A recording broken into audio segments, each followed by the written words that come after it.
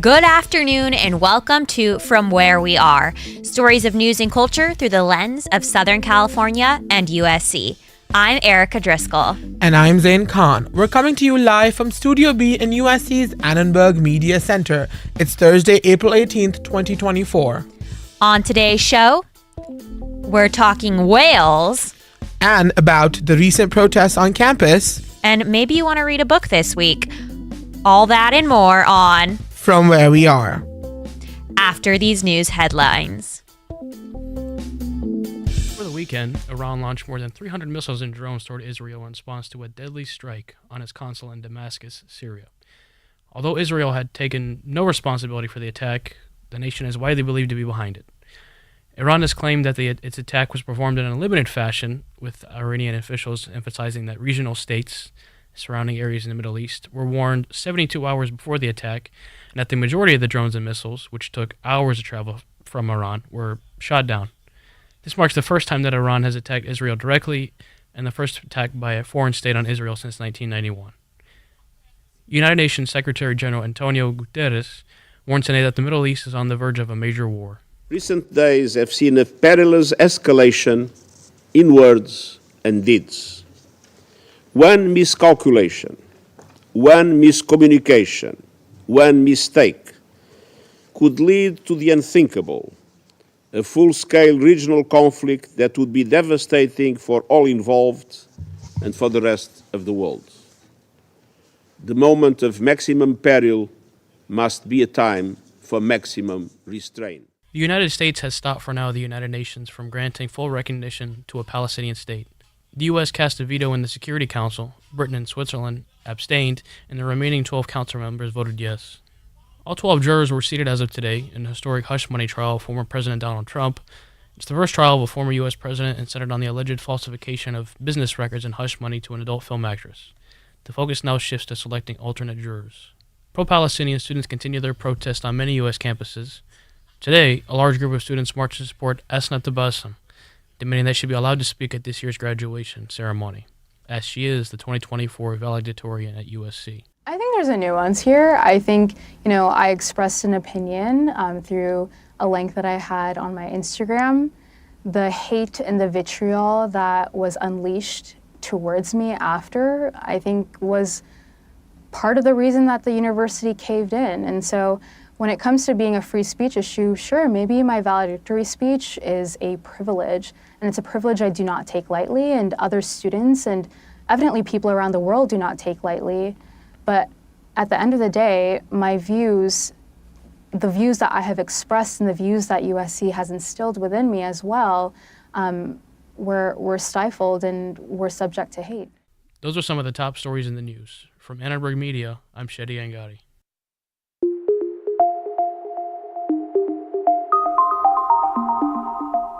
Today, the U.S. vetoed a bid to make Palestine a full-fledged member of the United Nations. 12 of the 15 Security Council members voted in favor of the proposal on Thursday, while the United Kingdom and Switzerland abstained. The Palestinian Authority received enough support to have its bid referred to the General Assembly, but the negative vote by the U.S., which wields the veto power, was enough to block it. Closer to home, here on USC's campus, students held a march of silence in solidarity with USC's decision of rescinding the speaker, Here on USC's campus, students held a protest over the issue of the university rescinding its offer from the 2024 valedictorian speaking on the day of commencement. Our reporter Jennifer Neer was live on scene and is here to share more with us. Thank you.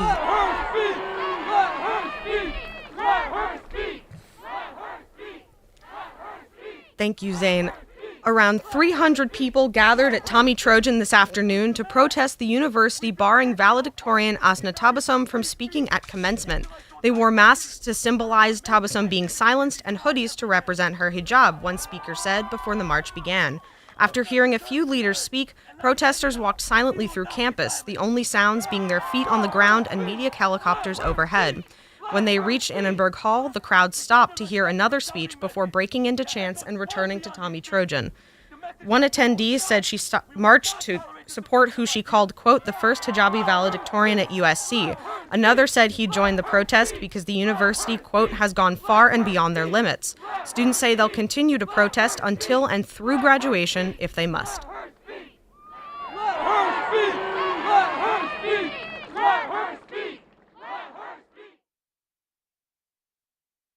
Thank you so much, Jennifer.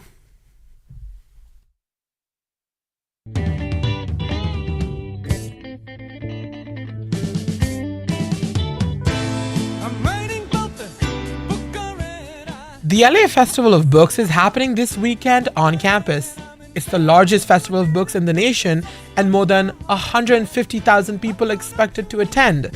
Booths are set up with authors, celebrities, and of course, books.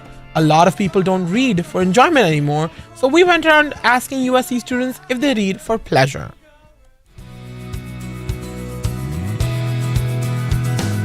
7 a.m. the usual morning lineup. Start on the chores and sweep to the floors. George R.R. Martin once said, "I've lived 1,000 lives and I've loved 1,000 loves. I've walked on distant worlds and seen the end of time because I read." Open the cover of a book to discover a one-way portal to a world constructed of black ink pressed upon pages with endless genres and stories to choose from. Grace Hutopia is a junior majoring in computer science. She enjoys reading because she can immerse herself in the experiences folded between the pages. I think it takes you to another world and just gives you like a bigger perspective without you actually physically having to go anywhere. So I like that it helps broaden your perspective. Senior quantitative major Aman Sharma likes to create his own rendition of the story in his head. The imagery is nice, just kind of imagining what's going on, maybe like pretending you're there occasionally. It's pretty fun. Despite living in a world consumed by technology and social media, a surprising amount of USC students still find time to read. Industrial and Systems Engineering senior Bailey Johnson even tries to prioritize reading over scrolling. I just know that I'm going to get more out of reading my book than I am being on my phone. Being on my phone usually leaves me pretty emotionally and mentally depleted. Campus has been flooded with white tents for the LA Festival of Books happening this weekend. Celebrities like Octavia Spencer and notable authors like John Green will make appearances. Bookstores and authors from all around will set up shop, drawing in book lovers from all over. Like Hutopia. She looks forward to continuing her tradition of attending the festival. I've gone every year since I was a freshman. Sharma will not be in town for the event, but would go if he could. And even if the event was not held on campus, he would still travel to it. And he knows he wouldn't be alone. I would definitely go with friends who love reading. I have a couple good friends who love reading, so I would definitely ask them to go with me too. Looking toward the future, students are certain that books will remain a constant in society. Sharma sees the future of books evolving, but never disappearing. I think books might transform into a more mainly online thing if it hasn't already. But I don't really think books will fade into the background. Books have been here for centuries, and it's not looking like they'll be gone anytime soon. And the next time you are tempted to open Instagram or TikTok, think about that Kindle gathering dust in the corner. And over there, those strange objects called books. For Annenberg Media, I'm Paulina Edelman.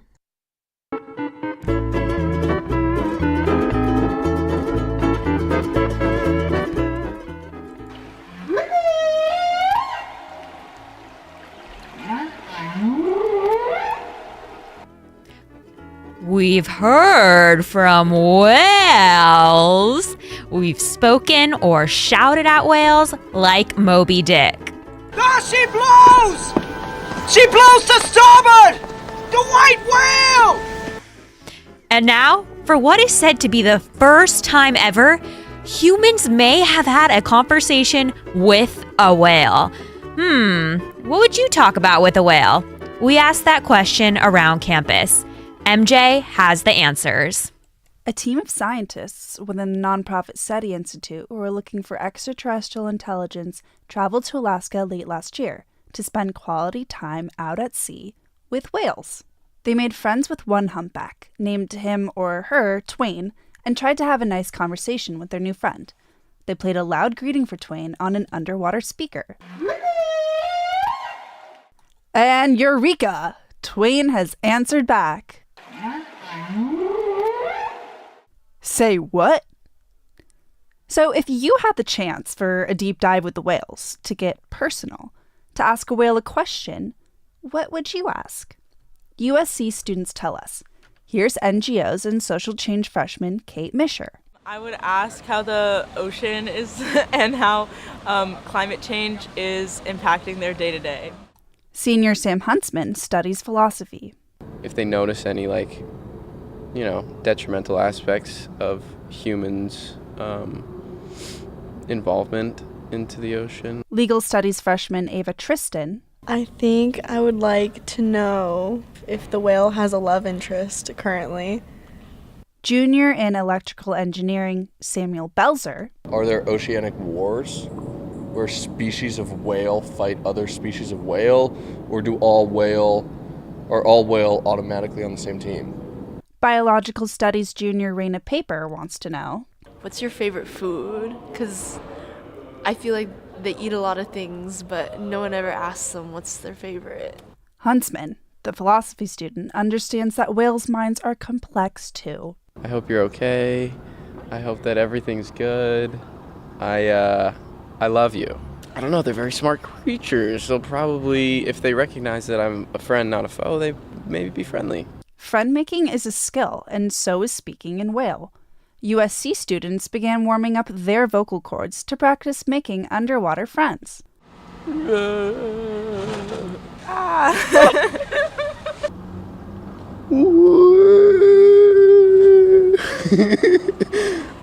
Ow. So, who knows? Maybe some of these impressions will bring in Twain and his friends, who must just be itching to have a conversation. For Annenberg Media, I'm Sophie Ignon. Dory. What are you doing? What are you doing? Are you sure you speak whale? Can you Dory, heaven knows what you're saying.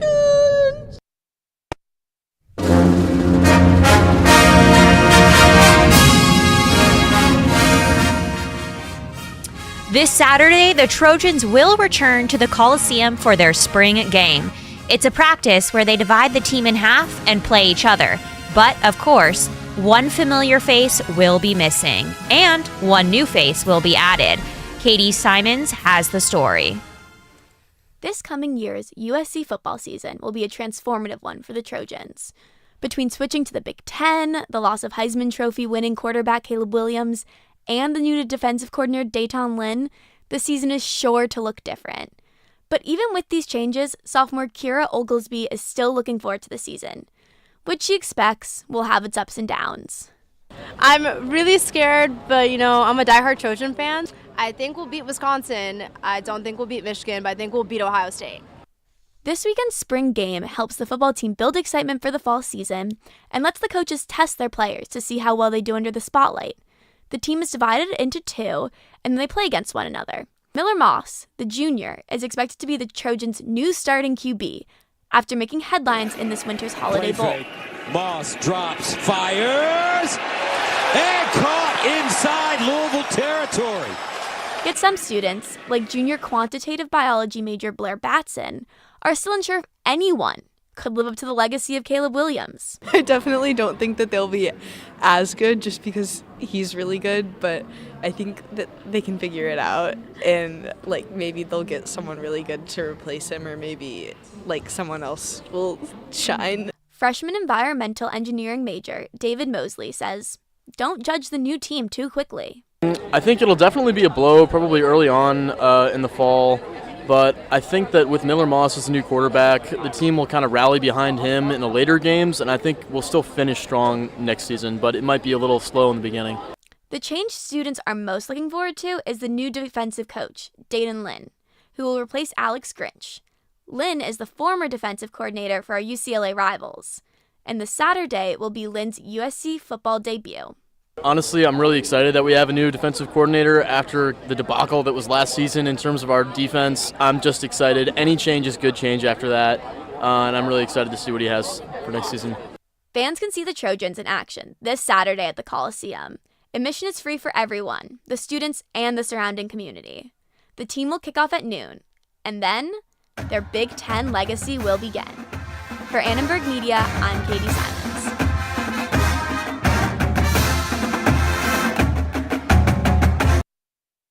First, I'm gonna start off like this. Hey, help me sing it, homeboy. Come on. Said Coke 45 and 2 zigzags. Baby, that's all we need. Sometimes you just need a good joke to turn that Thursday frown upside down.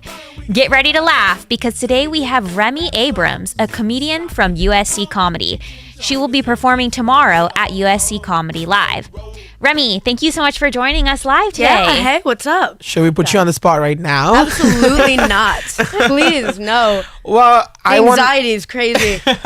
Well, I want to say I'm a comedian, but I'd like to think that, but Yeah. that is not Well, true. how about you? I Give me can't. one. Let's No? not put me on the spot either. Okay. That being said, everybody wants to think that they're a comedian and everybody wants to think that they're funny, but what would you say are the 3 qualities that actually make a successful comedian? Whew. Well, that's a hard question. I feel like you have to be really determined. I mean, this industry is so hard. Like, if you go to any open mic on the like the Strip or Sunset or anything, there's so many people performing. So it's really hard to distinguish yourself. So I think determination is definitely one. And like you said, being funny, you actually have to know how to make a joke. And I think just wittiness, honestly, the smartest people are the funniest people, in my opinion. So yeah, there's a bunch I threw at you. So it must be kind of scary. Like, do you get the jitters when you have to go up in front of a huge audience?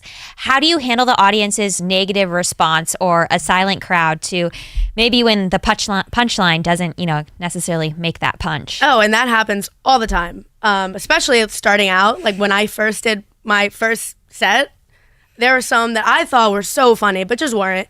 It is really humbling to tell you. It feels really bad, but it just pushes you to work harder, honestly. So I respect it. I respect people laughing at what they actually think is funny, not just laughing to make me feel better. So I think it really helps the process and, figuring out what is and isn't funny. Clearly the comic industry, if I'm saying that right, Yeah. is male dominated. Oh, for sure. So how is it like being a female in like a male dominated industry? Do you lean into that role of you being a woman and sort of take everything that comes with it, or do you have to sort of navigate the challenges? Well, I mean, it is a very male dominated field, for sure. Like I'm an assistant right now and I work with 6 or 7 guys. And yeah, they're all great. I feel like they do respect me, but at the same time, it's so difficult to, because people always say women aren't funny, and you have to really establish yourself. And it feels like every time I'm around them in that work environment, I feel like I have to prove myself a little bit. But I don't mind that. I think it makes me better. But yeah, it is really hard to be a woman in the industry, just considering the industry itself and their thoughts on women. And my thing is, I feel like most of the sets that I do or the jokes that I do are very female focused, which it might be difficult to get some male audiences when I just talk about like boobs or something, So yeah, I think it's hard to talk to a wide audience and make everybody laugh, no matter, what gender you are. It reminds me of Marvelous Miss Maisel. Yeah. Yeah. I love that show. It is so good. So speaking of the jokes that you make, could you maybe try and make us laugh right now? Give us Try a joke and make or two. you laugh. We're a hard audience to please. Yeah, we no, want. I mean, Zane your producer Nicole is an even harder audience. But yeah, no, I feel like my story or my jokes are stories, not like punch lines or anything. So I could tell you a funny story. Go for it. It's not that funny. It's funny to me now. But you see this scar on my leg?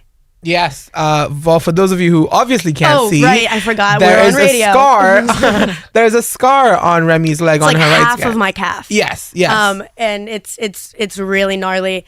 But when I drink espresso martinis, I say that it makes me feel like I'm Superwoman, and I'm definitely not. I'm one of the klutziest people you'll ever meet.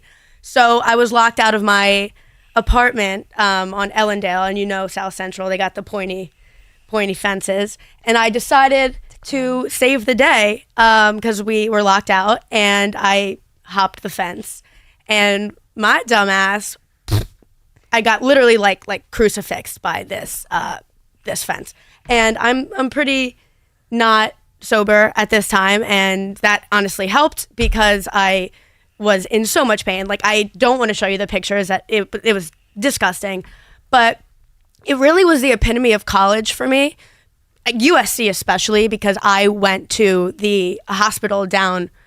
What's that hospital called? Right Nearby? Nearby in South hospital. Central. Yeah, the nearby hospital. I went by and I was freaking out. My leg was cut completely open. And I was screaming in pain, and then they just wheeled in people who just got 6 or 7 gunshot wounds. I'm like, this is USC. This is South Central, and I loved it. I honestly that was my favorite night of college, just taking that in. And my roommate actually, we were dressed to go out, and she, the nurse had to come and put a what's a blanket, I don't know why I just completely blanked that out, on her because she was wearing the worst outfit to be in a hospital. And it was an interesting time, but that honestly is what made my college, because I don't know how else I would prove myself. The scars for the memories. Scars, God, yeah. But Remy, thank you so much for joining us today. Remy and other USC comedians take the stage tomorrow night at USC Comedy Live at 8 p.m. So to everyone out there, break a leg, get a good laugh. Well, don't actually break a leg. No, I will.